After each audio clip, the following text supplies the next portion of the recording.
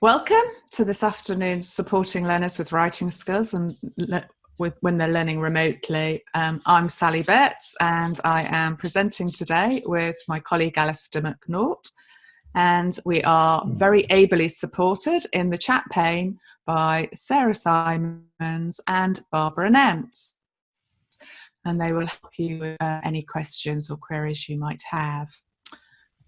The aim of the webinar is to help you, to support you, so that you can support your learners with the writing skills when they're learning remotely. And we're going to do that by introducing you to some digital technologies that can support you at the different stages that are involved in writing and the different aspects of supporting somebody with their writing, as well as some strategies to support a virtual classroom itself.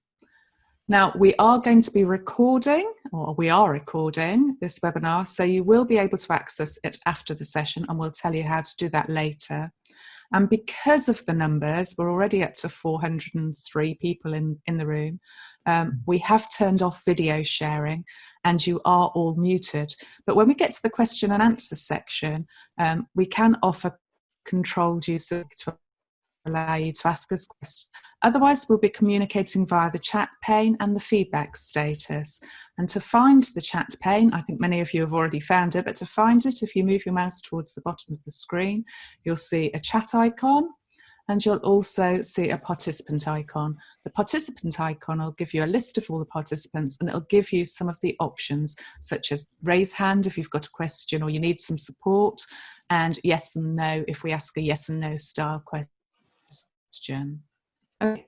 Because we're making heavy use of the, well, not making heavy use, but you might be using the chat pane and there are so many of us in the room, we want to highlight some text chat considerations. Firstly, your contribution today is more important than spelling and typos. We are not delivering an English lesson and we are not concentrating on picking up those sorts of things. So please respect other people's contributions and please do contribute if you have something that you would like to add to what we're saying, or if you have questions, etc. Please post them in there. Don't worry about trying to read everything that comes up in the chat pane. As Alistair has already mentioned, we will tell you how to save your chat at the end. And if I don't get reminded, I'm sure Sarah will remind me to tell you how to do that. Text does benefit some learners, but some of you may find it really distracting, especially if you're trying to follow demonstrations of things we're doing. So in that case, just switch it off, and that would. And don't bother reading it. You can read it at the end, you can open it right at the end, save it, and you'll get all the links as well through that. It would really help us, in particular, it would really help Sarah if you start a question in the chat pane with the question mark. I know, not really conventional. If you could do it, it would help Sarah when she's scanning down for questions. So let's get started. First of all, can I just say thank you for all of you that filled in our pre-session survey form. They're the questions that we asked you to write. If you haven't, that survey is still open, and we'll ask Sarah if she could pop that link into the chat pane for you so that you can complete the survey. We have found that the responses have just been absolutely terrific. We took this screenshot yesterday where we had 142 people who had responded already. And I'm going to show you now where we're up to. So I'm just going to open that up so that we can have a look and see. If I just refresh the screen, we had 224 people have responded to this survey. I just think that's incredible. Thank you so much for those responses. We know you have shared your practice and you've been really open about the areas you feel you need more support with. Oh, that's not very good, is it? We really hope you take time to read through everyone's responses after the webinar, and again we'll share the link for you in the chat pane. There are so many ideas. Even if this webinar isn't useful, the responses from the survey definitely will be. Loads of ideas and approaches shared with us. So we from your responses that that many of you are already using digital technologies and tools to support your learners with writing, and we'll be drawing from those responses during the webinar. It's really helped us to shape today's webinar, so thank you. I'm now going to hand over to Alistair, who's going to start by looking at how he uses something that many of you are doing to help your students improve their writing. So I'm going to stop sharing and pass over to Alistair. Alistair. Here we are. Can you see my screen? Yes, we can. Okay. You will notice that we're using the auto captions in Google Slides today, and that sometimes results in interesting misinterpretations, but we hope that it is accurate enough most of the time to add some value if you happen to miss something that we're saying. So lots of people talked about model answers, lots of people use model answers, but something I found a long time ago with my students was that a good model answer only helps if you know why it's good and why it's better than what you would have done yourself. And if you know why it's good, then you probably don't need it. So some of the things that I found worked really well with our students, to the extent that the external examiner wanted to see what we were doing because she thought we might be cheating. We gave poor model answers, and they were poor model answers illustrating specific issues. And the student's task was then to not write an essay or not mark an essay, but to improve an essay from a D grade to a B grade or a C grade to an A grade. And this could work for lots of different assignments, but here's 4 sort of genres of model answers that we found worked really well. The muddled model answer, A grade, really top level in terms of detail, but I had just taken a Word document and just moved all the paragraphs around, so there was no flow, made no sense in terms of the overall sequence. Student's task, not to add anything, simply to put it back in a jigsaw fashion. And get them thinking about priorities and sequences. There was what I call the major minor answer, where, yeah, great details in there, but I've actually mixed together the cause, the effect, the priorities, etc. So it starts off with some small incidental points, and then all the really important points are somewhere else. So helping people to prioritize, sometimes even having distractors in there. The missing meat answer is where you've got something that's elegant, fully formed, except that it's almost entirely empty of the detail or the argument it needs. They simply go and find the detail or the argument, add it in. The mixed model answer, where they drew the wrong conclusions from the data. So there were some business study examples and economics examples we gave, where we put a number of key headings in there. We had some distractors among the headings. We also added in graphs or demand curves, etc. Some of which matched some of the headings and some of which didn't. But basically giving something where the students had to draw the right or had to re-establish the right information and the right conclusions from the right case studies or examples. The whole point of this is minimizing mechanics and capitalizing on cognition. And that's important.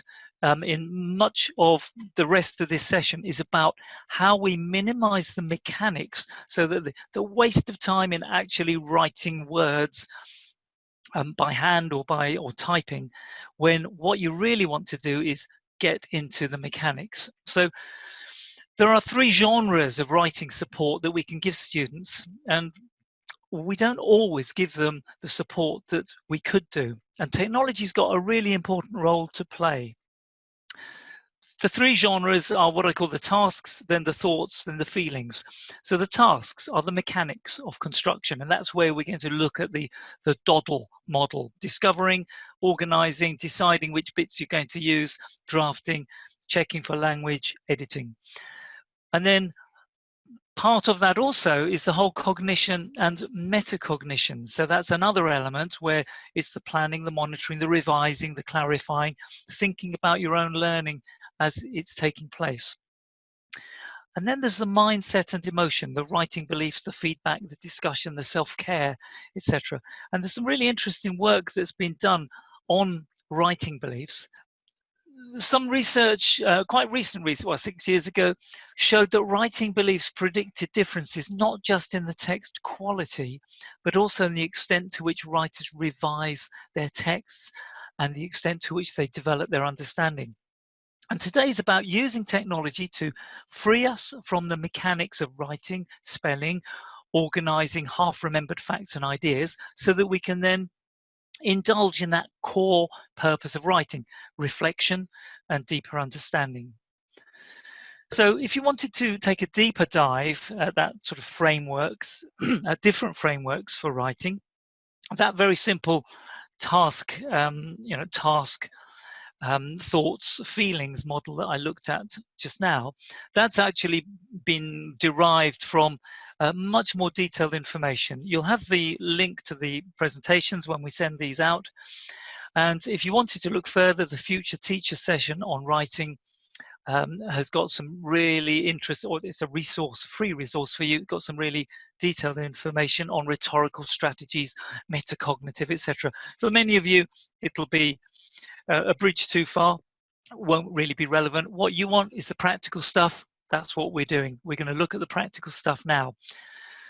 Now, there is a mind map that you can get to. We're going to just go through the different bits of the mind map now. And in each case, we're looking at how the technology can enable the different elements of the mechanics, discovering, organizing, etc. How technology can take you further with that.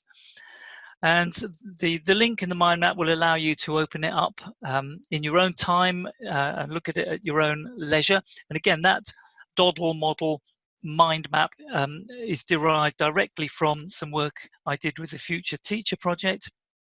And that webinar is actually recorded and online as of last week, or the beginning of this week. So let's start with, we'll go through the bits of the Doddle, the D. The first D is for discovering. And under the discovering in the mind map, I've divided it into two parts. There's the finding bit. How do you find information that you need? And then the second part is then the recording. So I found something and I want to be able to just record it so that I can find it again, or I can quote it.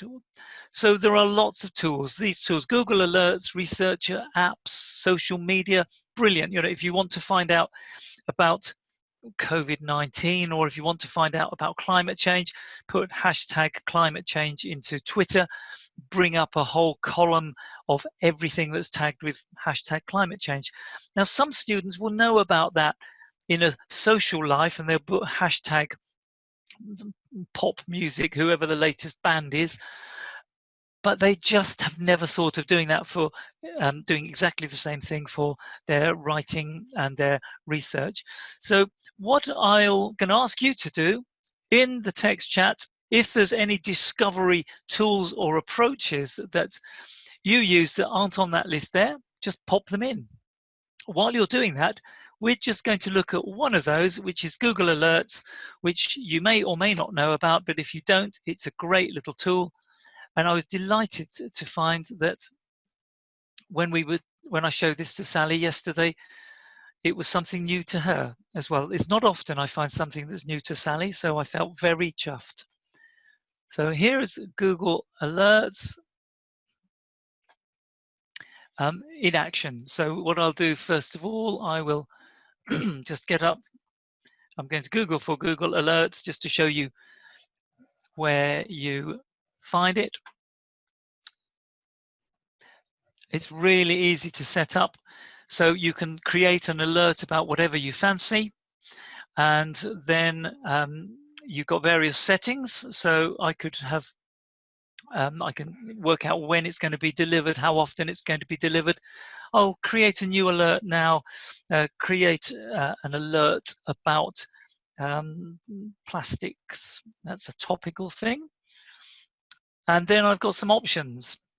Do I want daily alerts? Or do I want it every time there's something new is searched, crawled on Google, it finds it as it happens? Let's do as it happens.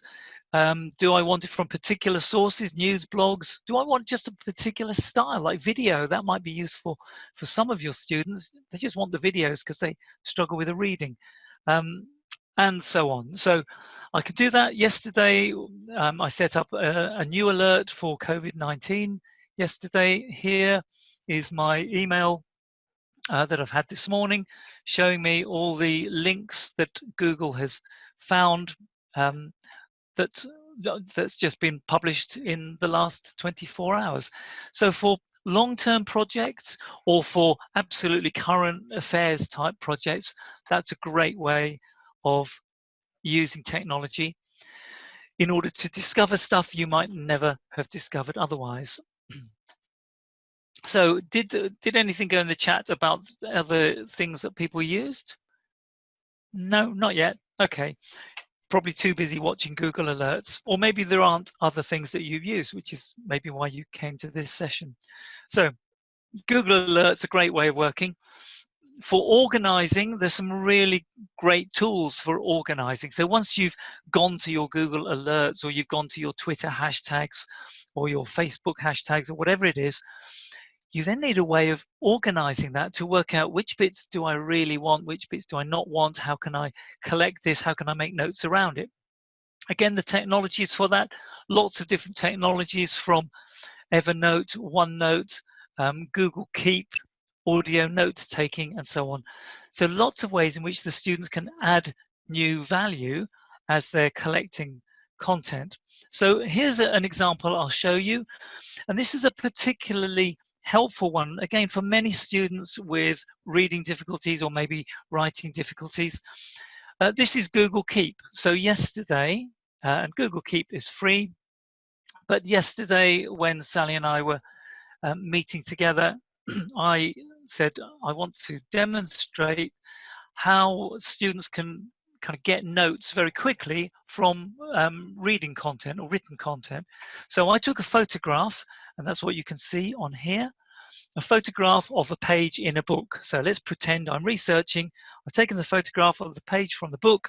I have the Keep app, or and I can use it online as well. But one way or another, I can instantly take that photograph, send it to Google Keep. Here it is.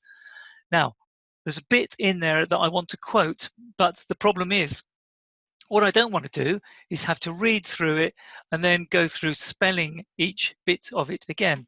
So instead, what I'm going to do now, I may have to change my screen slightly to be able to get everything.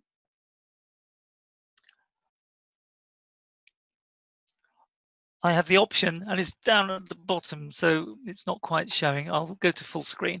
Here we are. I have the option of grab image text. I grab image text, and now all that text is there. So no worrying about spelling, no worrying about getting the figures muddled when I copied them across and looked. I simply I clicked on those three little dots, more. I now copy that, take it into my essay, play around with it, and do whatever I need to do in order to weave that new content, those new facts and figures, that new information, weave it into my assignment. So that's keep.google.com. You can do exactly the same on OneNote. If you're using OneNote, you can take pictures of pages of text, drop the picture into OneNote, right click over it and choose alt text, and it will just pull out all the text from there. So once you've got your organized content, you're then in the position where you've got loads and loads of things that you could use, and you then want to say, well, how do I now organize that? How do I put that together into a structured assignment? Dee's asking, does Google Keep also keep the reference? If it's a reference, then it would. Yes, it does. Obviously, in that case, it wasn't a reference because it was a photograph from my phone. But then you can use other tools like Zotero, where you could add an image in and then type your own notes around it. So let's have a look now. I'm sure loads of you are familiar with mind mapping. And But you can also do other kinds of mind mapping, and we'll look at both of these in a minute. Now, the key thing about mind mapping is it does give you the chance to decide in a very visual way which are the bits that are going to be of interest. So this is when I was doing an MA recently in writing for children. Actually, for my assignments, I found the easiest way to put together my content was in a mind map, because I can add lots of text, I could add quotes, I could add references. But the best thing about it is that I can then move these things around. So I could then juggle around how I wanted it to go. What were the top level headings? What were the second level? But the real value is not in that helping me with the planning. The real value is the next bit, where even with a free mind mapping program like XMind, I could export that to a web page. I exported it to a web page, and I'll show you that web page and what I can then do with it. So here's my storytelling. So I simply exported the mind map to the web page. I open it with Word. So I've now got a Word document on my other screen. It's opened. I'll bring it across. And here I've now got a good 70% of an essay, of an assignment now created, because it's taken every element, every node of that, and it's taken it across, and it's automatically said, oh, that's a top level heading, that's a heading level 2, etc. So I can now instantly navigate through my Word document just using the view and the navigation pane. Okay, view, navigation pane, and I can see my way through. So that's a beautiful way of somebody who really struggles to work with words. I actually had loads of words in there. I got 11 pages of notes, etc., but it didn't look like it in that web page view that we had there. It didn't look like 11 pages, but I open it up as Word, I save it as a document from there, and I'm well on my way, flying towards having the content created. But I also talked in that previous slide about linear mind mapping with Word. So here's an example. This isn't a mind map one, this is just one that I've put together, a bit of content. And I have quite a big document, 9-page document. It's got a table of contents, but that's all fun. I'll take that table of contents out. We don't need that at all for the moment.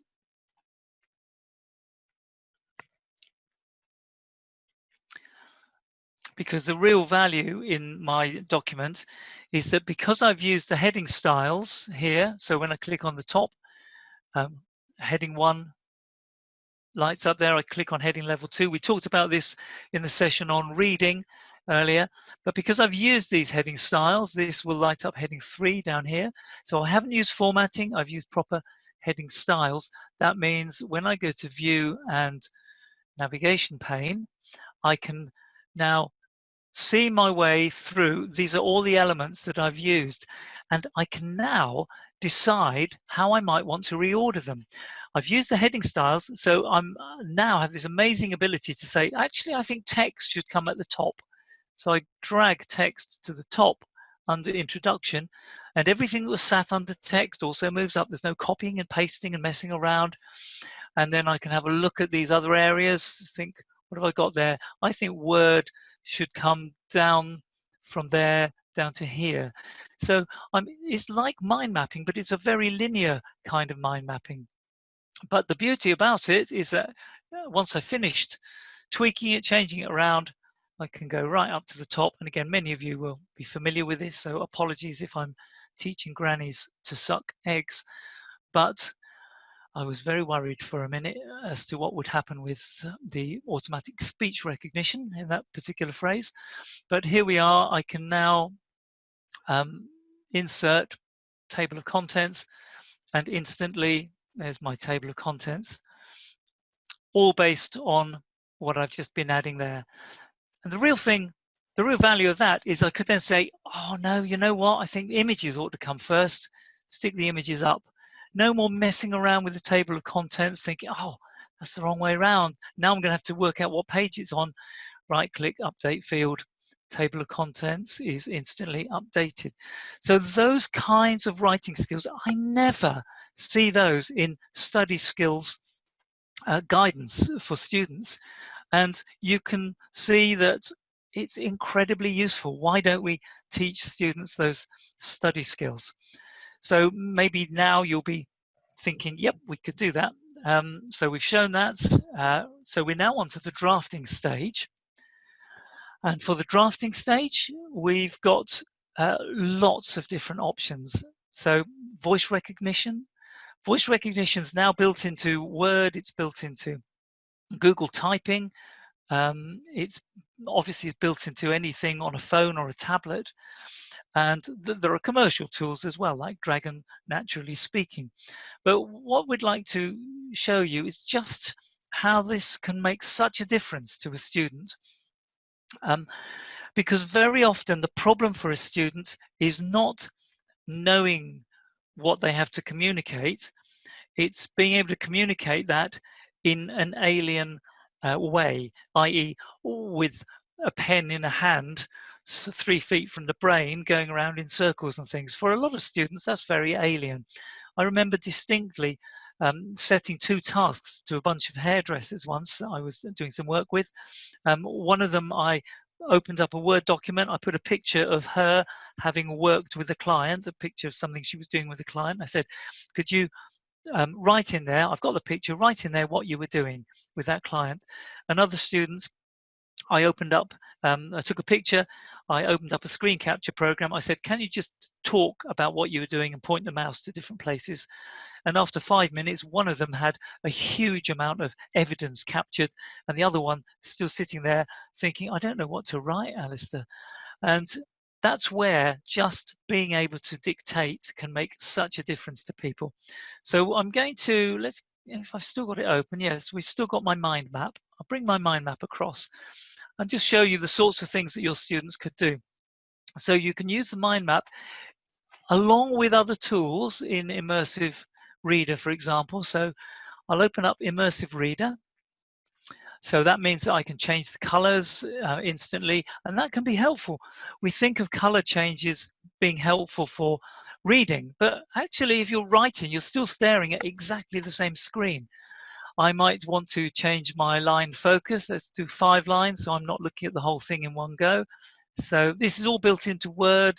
Your students have this, Office 365, etc. So I'm going to say, right, under social, I wanted to write a bit more. So I'm going to find dictate. So I'm going to go to the home screen. There's dictate. Social is all about how people respond to things. And this part of the assignment is going to look at the impact of people's thoughts and feelings on something or other. Switch off dictate. And so here I am, color change that I want. If I wanted to have that read back to me, I could do that. I could go back to my view. Here I am in Immersive Reader. There's all, it's now reading back to me because of the read aloud. So I'm doing my proofreading as well, all in Word, which actually they've all got through, you know, your college, your university, your workplace learning, your school, whatever it is. So that's something to really look at. Drafting is often the biggest barrier for students, and it's often the biggest and easiest bit to solve, even if your voice recognition isn't 100%. If I've got 30 words down on the page in 30 seconds, the fact that I have to go back and correct 3 of them is not a big issue. And then there's other things here as well. Handwriting conversion, there are tools that will do that. OneNote, actually I'm not sure. I know Evernote does conversion of handwriting. Yes, I think OneNote does if you've got the right plugins. There's also word prediction. Students are really aware of word prediction now. because it's on their phones.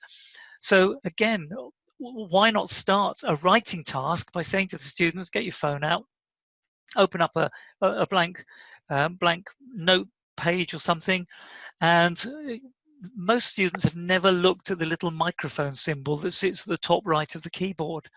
So tell them to open it up, open up the microphone symbol and say the first sentence of what they're about to write. And once they see that down like that, appearing in front of them, you've broken a barrier. And of course, the word prediction, if they were, sorry, I'm still talking about voice recognition there instead of word prediction. That's because I get excited. The word prediction is the same kind of thing. If they start writing on a tablet or a phone, then instantly they're not going to have to worry so much about the spelling.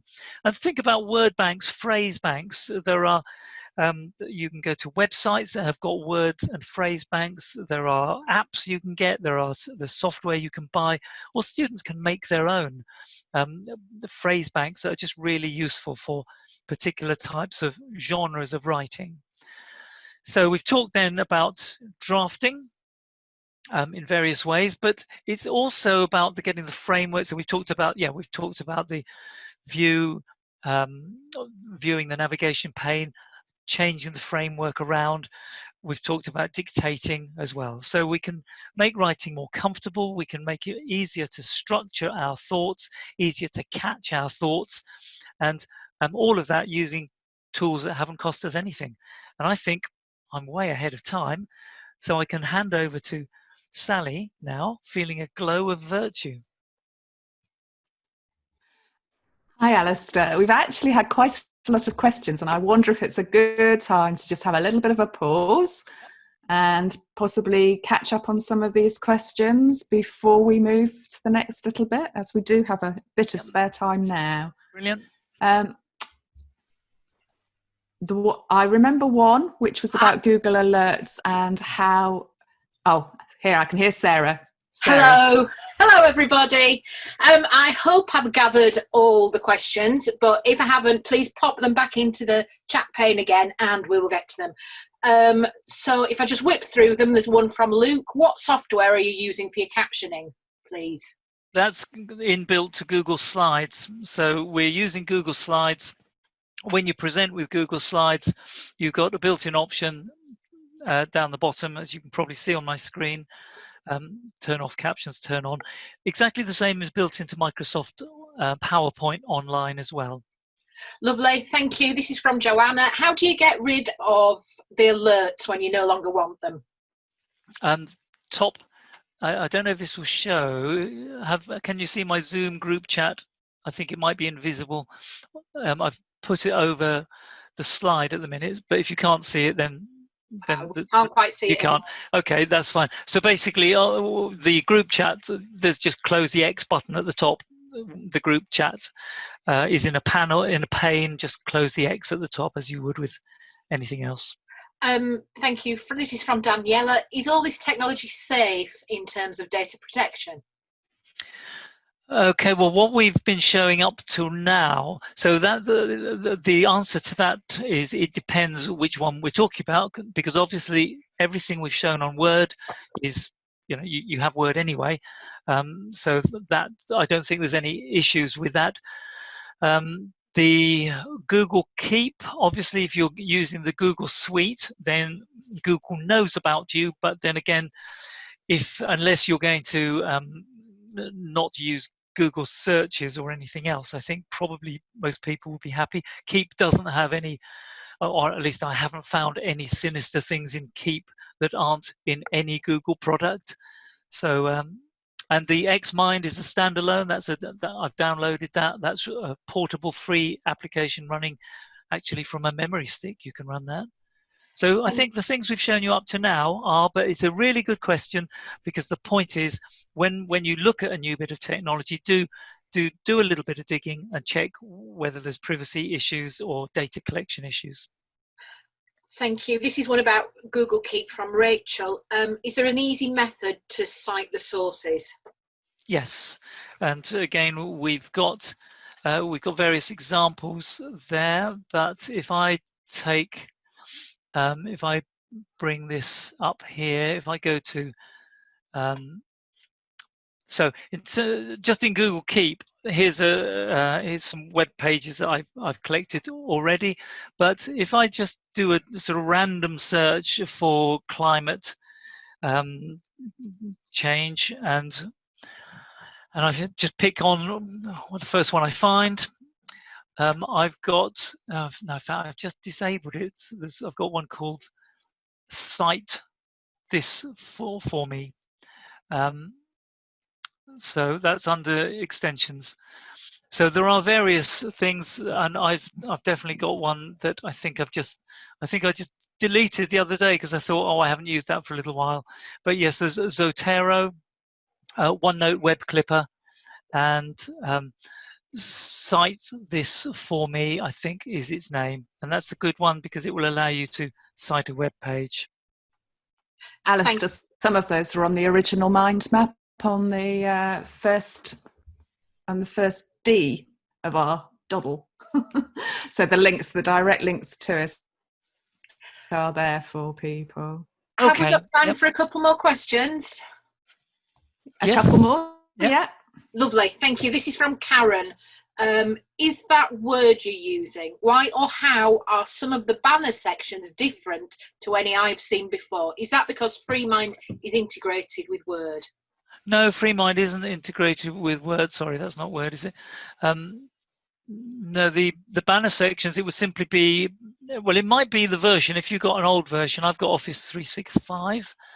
But also, once you switch on Immersive Reader, which is under the View menu, switch on Immersive Reader, you then get a separate banner that comes up, which is what we were looking at a few minutes ago. Here it is. And I also have other, I've got a Zotero, which is another note-taking tool that will allow me to instantly add citations or references. And I've also got an accessibility banner. So some of mine will be different from yours because I've added them in, but nothing that I've shown up to now is different from the bog standard Office 365 or Word 2016.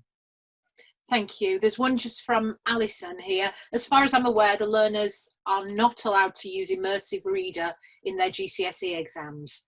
What is the best way for this not to be a disadvantage for them? Well, if it's their normal way of working, they should be allowed to do it. I've done a lot of work with Ofqual over the years and with the awarding bodies. And if the student's normal way of working is to use text-to-speech, and for a lot of students that should be promoted to them for all the reasons that we can explain and explore. So if it's their normal way of working, they should be able to use it. The only time they couldn't would be if what was being specifically requested or specifically examined was their reading, or the actual functional skill of taking words from a page and saying what they had said. If it's comprehension, there's no reason why they shouldn't be using it. So I would push back at that and talk to your disability support team as well as your examinations officer. Thank you. This is from Stephanie, who absolutely agrees with using the word prediction to help with spellings. But what if the natural ability to spell is lost with over-reliance on this? Okay, now I think that's a really, really interesting point, and it's a good point, and there's probably a bit of debate we could have around this, but the point I would make is that the more often you see something spelt right, the more likely you are to spell it right. From my own perspective, and I'm not dyslexic, but I do have problems spelling some words. By the time I've spelt a word wrong once or twice, I spend the rest of my life thinking, oh, now was it that way or was it that way? So I think there is an argument that when word prediction helps you regularly see the proper spelling of proper words, it actually improves the likelihood of you spelling them correctly. There may be a confidence issue. You may become less confident because you're not practicing, but it would make some fascinating research, but I don't think it's black and white, either or. We've got a couple of questions. Can we carry on and we'll take more questions at the end now? Okie doke. Okay. Okay, Yeah, thank lovely. you. Alistair, can I just ask you to stop sharing your screen Yep. so that I Yeah, can share course. mine? There we go. Thank you. So we're now at the stage of students starting to revise their work and edit their work, where our learners are encouraged to proofread, to focus on both the language and things like the spelling and grammar as well. So they're looking at the flow, they're looking at have they got the right appropriateness, style for their audience, the tone for their audience, the readability, etc. And you remember Alistair's DODL acronym?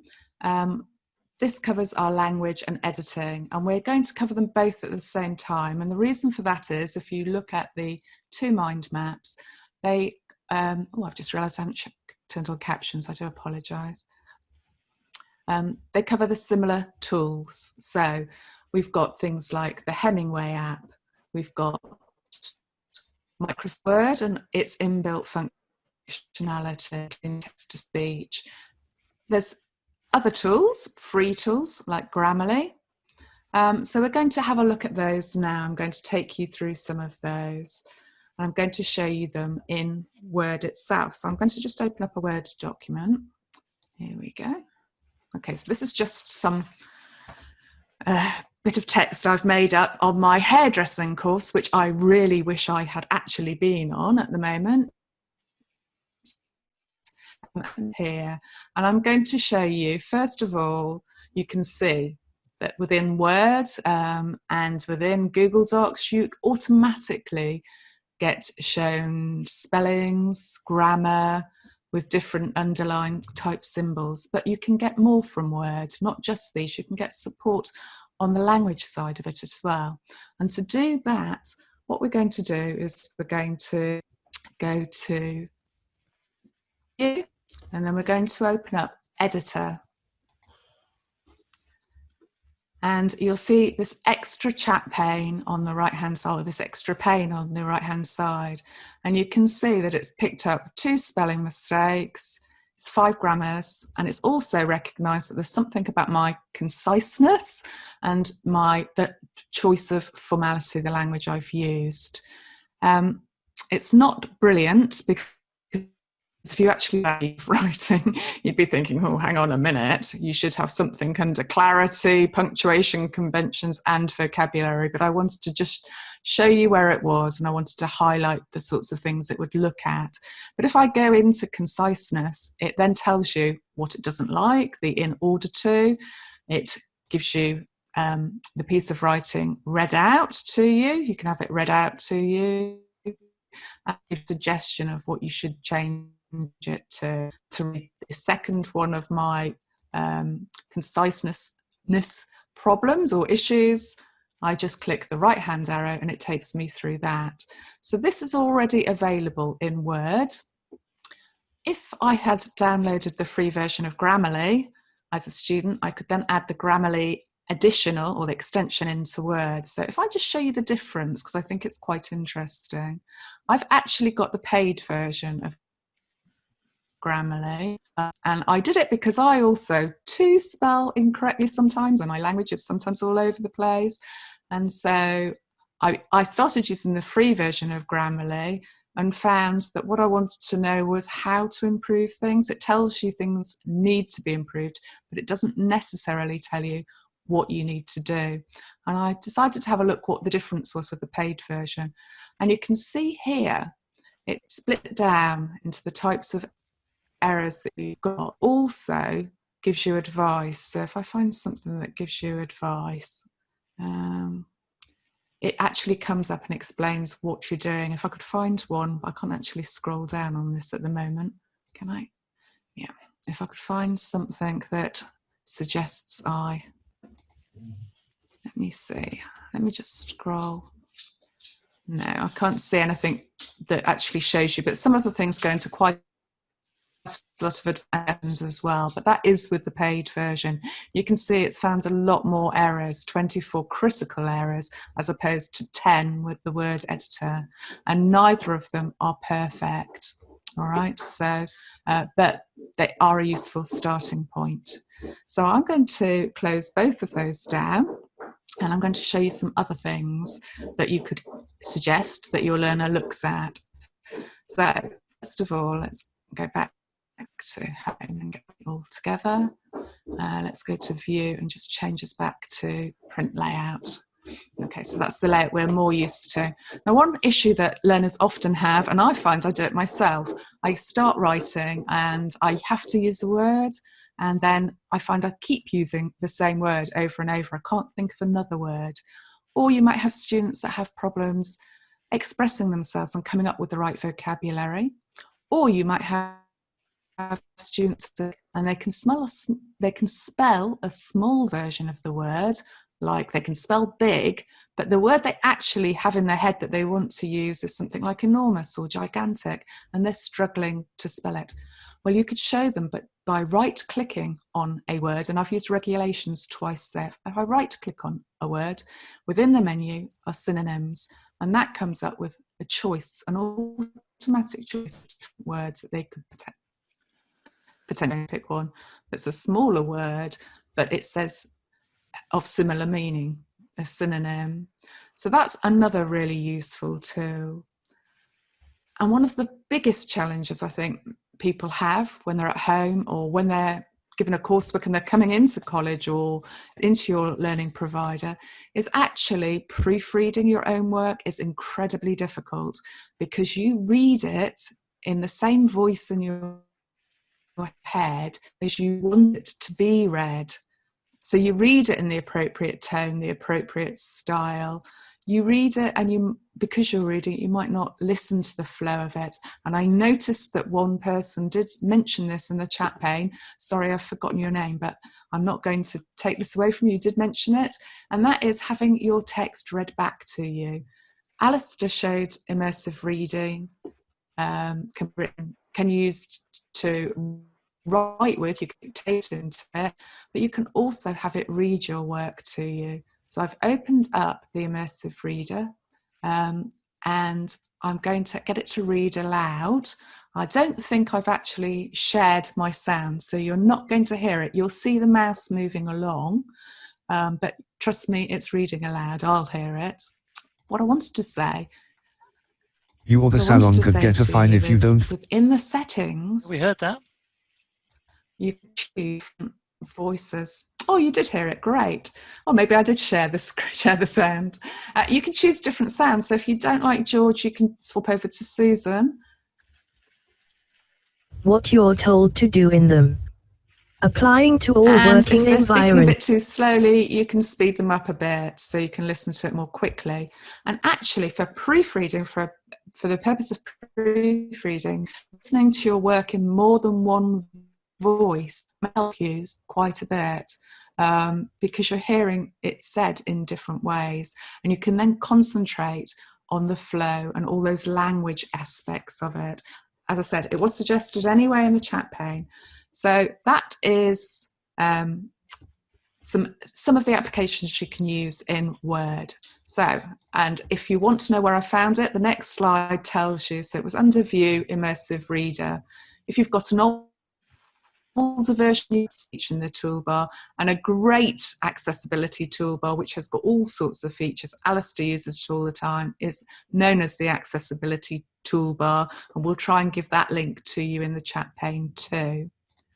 Okay, so we also said that we'd talk about how do you support writing in a virtual classroom. And in the survey, we did ask you about how you supported your learner. We were normally in your day, how do you build their confidence? How do you do those nurturing aspects of supporting a learner when they're writing? And you gave us lots of ideas and lots of ways you're doing it. And there are tools within a place like this, within a virtual meeting room or a virtual classroom, that would allow you to give that more one-to-one and being in the same space at the same time, opportunities to support your learners. So you could invite a learner or learners into a one-to-one tutorial in a virtual classroom like Zoom. Alistair uses a tool called Whereby. You might be using Microsoft Teams, for example. There's lots of different tools out there. Some of you suggested peer review in the survey. You use peer review to help build confidence between learners, and they get a very positive response from their peers looking at their work. You could do that too. You could use breakout rooms to send very small groups or even pairs of learners together to review each other's work and talk about each other's work and help each other. You can also give feedback to a learner. So normally when you hand back a piece of work with some written feedback on it, you would also talk through with your learner in the classroom with them. Well, you could invite them in to the room, and then you could share your screen just like I've been sharing my screen, and you could share their piece of writing just like I've shared a piece of writing, and you could sit and talk about it together. You could ask questions about what their content, you could help them with any of the writing side of it that they need to improve on, and you could record it so that they could then listen back to it over again, and you could share that recording with them. So there's some ideas with that. If you don't have a classroom, you might like to consider using a tool like screencast software. Something like Screencast-O-Matic, which you can do online, which would allow you to record a video recording over the piece of work. It keeps your mouse, it records your voice. So as you talk of a piece of work, they could hear that. So they get a similar experience. I'm going to ask Sarah to share a link to an ETF OTL project because they had some there that were using that technique for video feedback. And at the bottom of the screen, if you're actually teaching in a virtual classroom, I just want to share a few tips for supporting learners, particularly those with dyslexia, if you're delivering through a virtual classroom. So you might not be teaching English, and if not, you might want to give them the contributions in the chat room. We don't mind about spellings at teaching English. You may not want to do that. The choice is yours, but it depends what you're teaching, the purpose of the teaching at the time. We gave it to you because we just wanted your contributions. If you're going to use the chat pane, please allow time for people to respond. Some unconfident learners may actually want to write in Word so that they can correct everything and then copy and paste it into the chat pane. So you need to allow additional rest. Also, if you don't want to use the chat pane, you can use spoken feedback, and you can do that in a controlled way, which we're going to try and do in a minute by asking people to raise their hand and then giving them the opportunity to use the mic. And if you're going to use breakout rooms for things like peer review, please make sure you allocate a note taker before you send them into breakout rooms, and then put the note takers into the right rooms, or able to volunteer to be note takers. Okay, so as we said right at the beginning, these webinars are part of the support for the Enhance EdTech CPD courses. And on this page, we've highlighted a few that could well be useful for you. Today, we've talked a lot about the accessibility tools. So we'd like to highlight those accessibility resources, share a link to the whole EdTech site, digital teaching platform site with you. And Alistair has already shared the in-depth strategies to support writing link with you earlier in the webinar. But I'm sure he'll do it again for you now. So here's the EdTech teaching platform.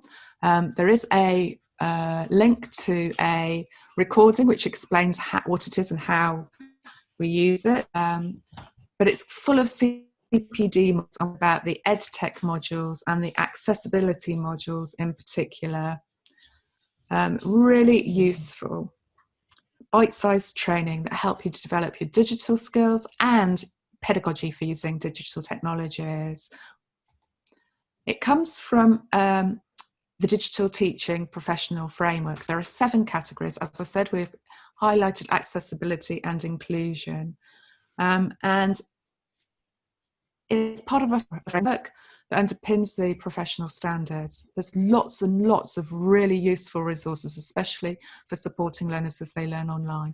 The resources come at 3 stages: exploring, adopting, and leading. If you do any of the accessibility courses, make sure you register. You can do badges. And if you do the badges, you'll get supportive and reflective feedback, and you'll become part of a community of practitioners who are sharing. So please do go and have a look at that. You do need to register to do the badges. Okay, so we're at the end of the webinar, and I'd just like to remind you this is what we aim to cover. I hope we have covered that. On the next slide, you'll find our email addresses, so you can follow up with us after the webinar if you wish to. You'll also find the EdTech main page with information as well. I'm going to stop sharing in a minute so that I can see the chat pane and see the questions that people are asking. So let's go and have a look at some questions. And I think I might actually turn my video on now too. Alistair, do you want to do likewise? Although my internet is unstable. So Sarah, do we have questions? We had questions that we weren't able to answer before. Yes, we've got lots of questions. Okay. Hello, we are very near the Sarah, we are very near the end. So just in case anybody has to go, can I just tell you how to save the chat? So in the chat pane where you type a chat message, there are 3 dots on the right hand side. If you click on those 3 dots, you have the option to save your chat, and that will save all the links and messages for you so that you can then review them. It won't save any private chat messages that other people have put. So if you've sent private messages, please don't be concerned about that. Okay, sorry, over to you, Sarah. Kirsty has asked, is there a breakout room facility on Microsoft Teams? We've been advised not to use Zoom. I can't remember, to be honest, but I think there actually might be. We'll try and Google that, find out for you. Okie doke. Amy's answered it for us. Fantastic. Brilliant, yes, lovely. There is different channels. Thank you, Amy. Lots and lots and lots of people have asked if it'd be possible to do a webinar for really low-level learners. We will put that request forward. Fabulous. Thank you. And Christopher suggests that Immersive Reader needs a session all of its own.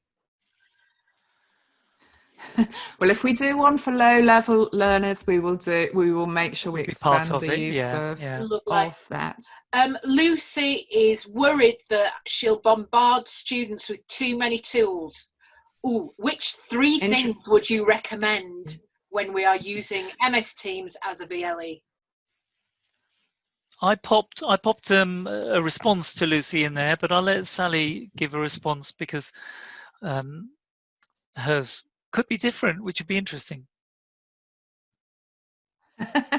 Okay, which tools would I use? I would definitely use screen sharing, so that you could do different things if you've shared your screen. So you could show them things, websites, you could show them examples of writing, you could show their examples of writing. So I would definitely use that. I would definitely them to use the mic so that they could ask their questions rather than having to type their questions. What 3 things? I think I wouldn't start with a breakout room because I think that might confuse them. I would use the feedback status, the yes, no's, to get quick answers and responses to things as I move through. What would you use, Alistair? Well, if I can remember what I answered, I suggested that the voice typing, so very different actually, voice typing in Google Docs or the dictate in Windows, or on a mobile phone. I suggested text to speech, which again is inbuilt to Word since Word 2010, really useful for proofreading. And I can't remember what the other one was. I'd have to look back through the chat for my Oh yes, the other one was an organizing tool of some sort. Like, I mean, I could not live without OneNote and Google Keep, because otherwise things go into my head as fast as they go out.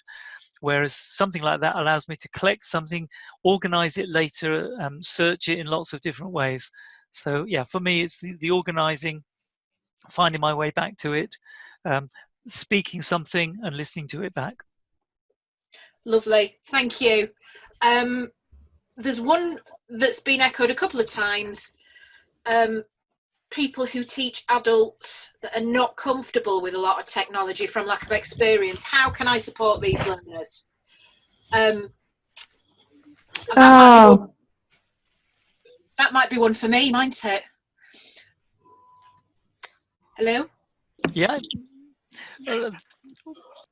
I teach lots of adults, and lots of whom are not comfortable with technology, and I start from the point of what they have got and what they're able to access and what they do feel comfortable with. So for example, I'm doing some functional skills English work with students using Netflix, watching specific programs on Netflix, and email, and that is it.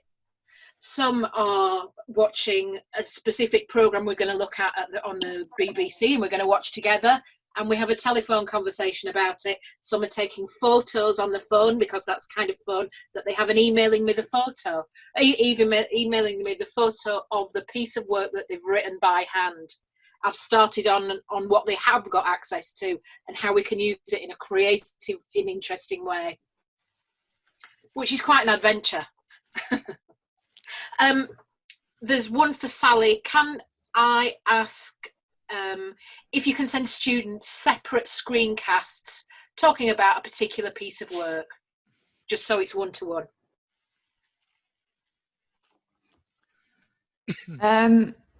You record them separately. So if you use something like Screencast-O-Matic, you'd be recording them onto your computer. You can save them online, and then you can share the link, or you could actually send them the video. It depends if you've got a place to share the video with them and how big that video might be. So individual students could be sent a link, emailed the link to their own recording. What some people have done in the past is to do a generic feedback for everybody and then send individual links to, or individual information to each student. Great, thank you. So Alistair, somebody's very interested about your teaching background. Yeah, well, what was the question? They were interested in what your teaching background is, because you do seem to know all sorts of interesting things. You both do. Well, my teaching background is actually very kind of uninteresting in some ways. It was 20 years, of which most of it, probably about 75%, was A-level geography teacher. But I then worked across the curriculum at the sixth form college I was at, and then I worked with Bechter after that, which involved, I ran subject days, technology subject days for lots of different subject areas, from vocational through to history, sociology, psychology. And then I spent the last 16 years looking at accessibility and inclusion, which has involved working with the prison service, adult community learning, third sector, all sorts. So interesting. It is wide. Yeah, I've enjoyed it. And university, a lot of university work I do as well. Lovely, thank you. I'm just looking, Louisa is just asking for a bit of support on how to save the chat in the chat pane. Okay, okay, I have just responded. Right. What we'll do, because a number of you seem to have had problems saving or finding it once you've saved it. So what we're going to do, I think, is we will save the chat pane and we will just do a edit so that you don't get everything, but you get key posts or shared useful ideas. And we'll also anonymize it so that it can go up online. I've actually had somebody comment on my poetry, which is wonderful. So if you want to follow my poetry, there is a poetry blog, or follow me on Twitter, where I post several times a week a dog walk haiku. Oh, wow, lovely. See, I didn't even know that, Alistair. We're all learning, aren't we? I just Okay, realised I've only done that as a private. In case anybody else wanted to do that, I'll take it, and it will be. I'll make it available to everybody, Lovely, just in thank case you. one day I might be famous. Have we time for any more questions, or are we? We are over. I have a few minutes that I can give. So if you need to leave the room, then thank you for joining us today. All you need to do is to move to the bottom of the screen and select leave. Otherwise, we can. Are you okay for a few minutes, Alistair? Just a few minutes. I need to disappear soon. I've got a university appointment quite soon. 2 o'clock, in fact. Yeah. Okie doke. So 4 minutes I can give you. We've got what screen capture software is recommended? I love Screencast-O-Matic. I absolutely love it for simplicity to use it. PowerPoint. I'm going to come in with PowerPoint. PowerPoint has got brilliant screen capture built into it. It's through insert media or insert multimedia screen capture, something like that. And then you can then, the page goes kind of slightly gray. You can then flick to whatever application you want to do the screen capture on, talk about it, move your mouse around, and it will capture it all as an MP4 that it automatically embeds in PowerPoint, but you can take it out of PowerPoint as an MP4 and do anything you like with it. So lovely, thank you. That's mine. Are there similar tools like Immersive Reader in Google Docs? No, Google Docs won't read. I haven't found a way of getting Google Docs to read back to me. Normally anything on Google Chrome, I've got a tool called Selection Reader, a plugin which is free. But in Google Docs, the right-click menu that allows you to use plugins is kind of captured by the Google Docs application itself. So until they put reading in there, which I think they're getting closer to, I have a feeling, I looked at Google Docs recently and they had something. So it might be that it's in there now, or it's very close to being in there. I'll have a look and just see while people look at other questions. Last one, what mind map software did you use? I used Xmind. FreeMind. Oh, you used X. Well, I used Xmind because Xmind does the export with all and turns it into headings. So that's what I've tended to use. But there are other tools. And I've used Bubble.as, and that does the same. You can export and it gives you headings too. Okay. There is a speak option now built into Google Docs. There's an accessibility tab in Google Docs, or an accessibility menu. So Google Docs now does voice typing through the tools voice typing, and accessibility has got a speak selection option. So yeah, so Google Docs is now pretty accessible. Great, thank you. Right, I must disappear because I need to do some preparatory work for my 2 o'clock meeting.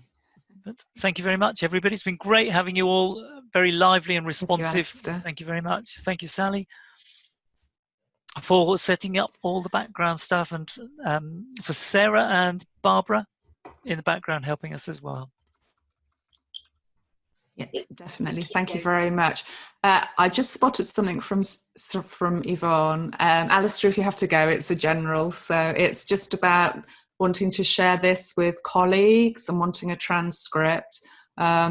This will go up onto YouTube, and so you will be able, from the recording, the link you get, you will be able to direct people to the recording. They can register and watch the recording, and also from the YouTube site you'll be able to access the transcript. Okay, thanks. I'll disappear. I'll give you my leave. Take care, everybody. Thanks again, Sally, and everybody. Sarah and Barbara in the background, thank you very much for that. Bye. Sally, may I interrupt? Sorry. Hi, Neil. Hello, Sally. First of all, thank you ever so much. Very, very informative and lots of very useful stuff there. I definitely will be sharing it and putting it to practice. Thank you. The question was, with regard to the link to the recording, will that be emailed to us, please? Oh, yes. Okay. So after the session, everybody who's attended, and in fact, everybody who registered, because quite a few people actually didn't attend, even though we had a mass number, you will get sent a follow-up email, and that will give you a link to where it will be shared. I can also pop in the page where you could register to or you could send other people to register. I'll just do that in the background. So yes, you will get sent a link. It's shared online. So it will be shared online. That's brilliant. And it's on a public page. I'm just trying to find that page for you. Sorry. Brilliant. Thank you.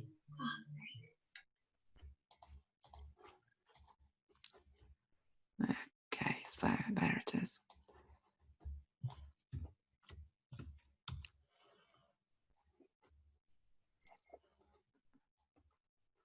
So this is where your colleagues can register to see this recording up there. We also have a whole host of other recordings that Alistair and I have done. So there is on that list, I think we've done 7 now. So there's things about delivering through a virtual classroom. There's things about supporting reading. We also did. So please do go and have a look. That's brilliant. Thank you, Sally. Welcome, Neil. Any other questions? Is that it? I literally have got a couple of minutes and have to get to. Hello. Hi there. Can you hear me? Sort of. You're breaking up a little bit. Okay.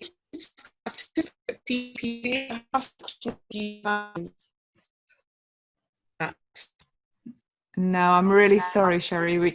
We just can't make out what you're saying. It's too stuttery. Sally, I think I've seen Sherry's question. Will there be a certificate was it then? CPD? Okay, a certificate. I can't remember what Vicky's answer to this one was. I'm really sorry. I think, can you remember from the previous webinars what Vicky said about certificates? I'm sorry, I can't, but we can find out and get back to Sherry, can't we? Yeah, Sherry, could you just make sure you put your complete name into the chat pane? If other people who are still in the room want a certificate and they don't get one, if you email me, then I'll make sure that we sort something out. I think we did send certificates, but they were by request for those people that needed them. But we'll have to double check that. So that's another thing to add to this.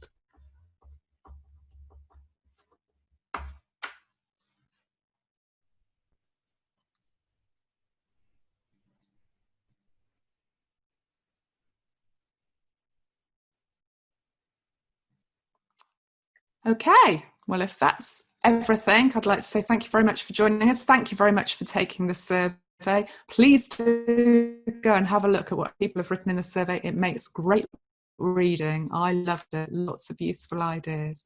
So thank you very much. We look forward to seeing you in the next one. There is another one. It's on reflection and collaboration, and it's next Wednesday morning. And that will be Alistair delivering with another colleague, Patricia O'Dell.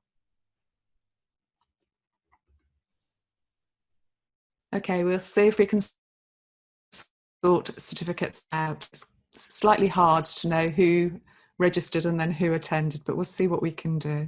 So thank you. Okay. We're now going to close the meeting for you. I'm sure you're all desperate to have your lunch.